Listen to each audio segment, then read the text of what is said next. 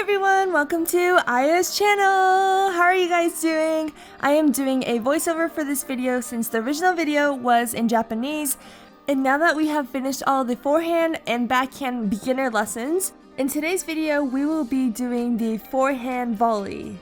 Let's get started! Alright, so I want to show you guys how you want to hold your forehand volley grip. So the grip that you will be using is a continental grip. So if you put it from the side of the racket, you're going to slide your hand down, and you want to have your index finger on the second level. So that's the second level right there. And when you're holding your grip, make sure that you're not clenching your fist just like that, because that will not give you stability. So you want to make sure you have space in between that index finger and your hand, as you can see. So there's a little bit of space, which will help you to get more stability when you're hitting the ball as to when you're clenching it. So when you're hitting a volley, you want to make sure that there's space between that index finger so that when your wrist is locked and you're going to hit the ball, it's very steady and firm. Also, if in the very beginning the grip does feel a little bit uncomfortable, it is okay to shift it a little bit so you're holding your grip between the second and third level. That's okay. Alright, so now we're going to talk about how to hit your forehand volley. The most important thing that we want to talk about first is the split step. So this split step is going to help you react to the ball that your opponent is hitting to you. And because you are so close to the net, having quick reaction and being prepared is very important. So on your split step, you want to make sure that your legs are shoulder width apart. You're going to stay low because the net is very close to you, and you want to make sure you can clear that net. So you're going to stay low while you split step before the opponent hits the ball, so you're ready. You're going to turn and hit. And now the second thing that is very important to always remember. Never flick that racket back on your swing. When you want to hit a volley, you want to make sure that you're going to turn, and that racket is always going to stay parallel to you and nothing goes behind your body. So when you're swinging, you want to just turn your shoulders, and the racket is going to stay next to you, and from there on out, all you're going to do is push that racket forward. And by doing that, your swing is very compact and you're not going to be late to any of the balls that they're going to be hitting to you. So you want to split step, turn, and you're just going to punch that arm forward. And now the third thing. I think you're wondering, well, how am I going to get power if I don't have a big swing? The power is going to come from your legs when you're going to be stepping in with that left foot. If you're right-handed, you're going to be stepping in with your left foot. As the ball comes to you and you make contact, you're going to go forward and punch. And just like on the forehand and backhand, you want to make sure that contact point is always going to be out in front. So when you're going to hit your volley, make sure to really go after the ball, keep it out in front, and punch through it using your legs. And now I will demonstrate it just real quick. So you want to split step, turn, and punch through. And now from the side, you're going to split step and punch through. You want to make sure that racket doesn't go behind you, keep it short and compact. And now in slow motion, so as you can see, I'm really using my legs to push forward, and that's where my power is going to be coming from. So contact out in front and push forward. Alright, and now I want to move on to something a little bit more technique related. So when you're hitting the ball, you want to make sure that the racket head is always going to be upright. So you never want to let the head drop like that and hit the volley, because then you're not going to get control, you're not going to be able to clear the net. You always want to keep it upright, keep that wrist firm, and almost like you have like a 90-degree angle, close to a 90-degree angle, because 90 degrees is quite tough, but you want to keep it very strong and firm. Remember to keep that space in between that index finger so your hand is spread out, which will also help you to keep that racket head up. Another key thing that you want to do when you're hitting the ball is you want to make sure that racket face is going to open up just a little bit. By doing that, you will get a little bit of backspin, which will give you more control. It will allow you to clear the net easier as well. Make sure that wrist is firm and you're going to open up the racket face just a little bit when you're hitting your volley. Alright, now just a side angle so that you can really see the angles of the racket face much better. So do you see how when I hold it like this, the racket head is just parallel straight down?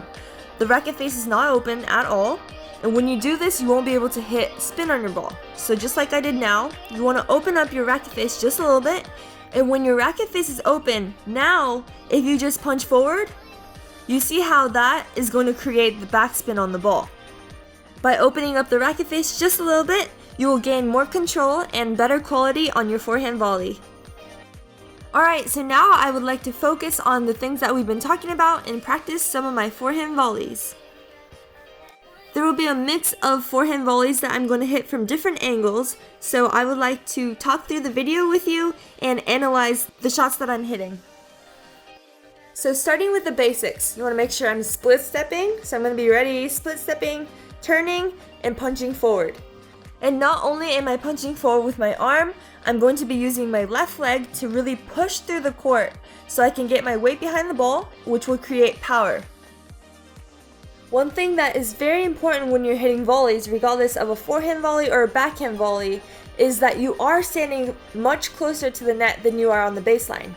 Meaning, the ball will be traveling to you from your opponent much faster and quicker than when you are standing on the baseline hitting your ground strokes.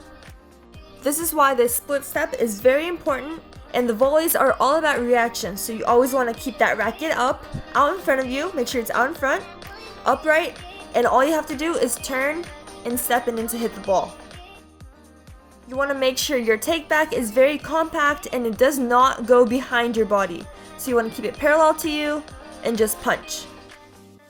However, there is one exception where you can be swinging bigger on your swing. And that is when the ball comes high, just like in this shot, and the ball is coming slower, so you have much more time to take a bigger swing. And that is when you actually have to create your own power. So you may be taking the racket back just a little bit bigger.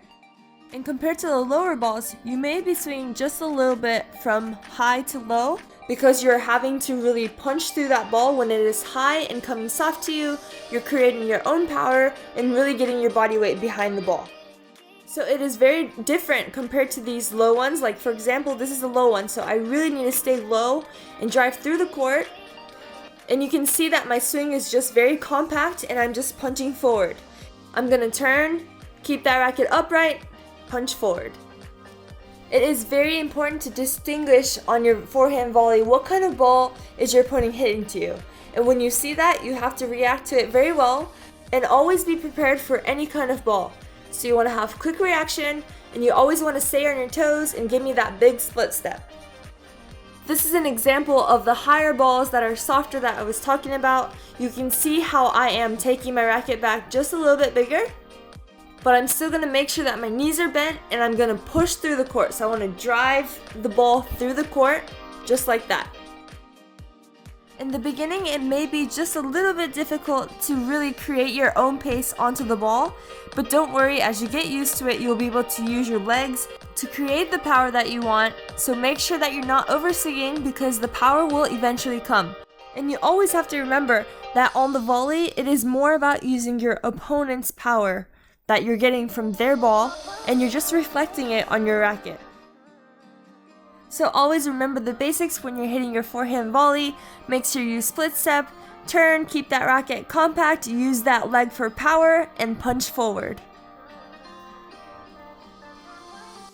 Alright guys, so that was it for today's video. I hope you guys enjoyed it and you guys are able to see my video on how to hit a forehand volley, and I hope you guys liked it. If you did like it, make sure you hit the like button down below for me. And make sure to also subscribe to this channel if you haven't yet so that you can follow up on more videos to come. I will be doing my backhand volley video coming up next, and I think a lot of people are really excited for this one, but I will be doing my video on how to hit a serve. So that will be a great one to watch if you're a tennis lover, so don't forget to subscribe for me, and I really thank you guys for all watching and supporting my channel always. I really appreciate it, and I hope you guys have a great day, and see you soon!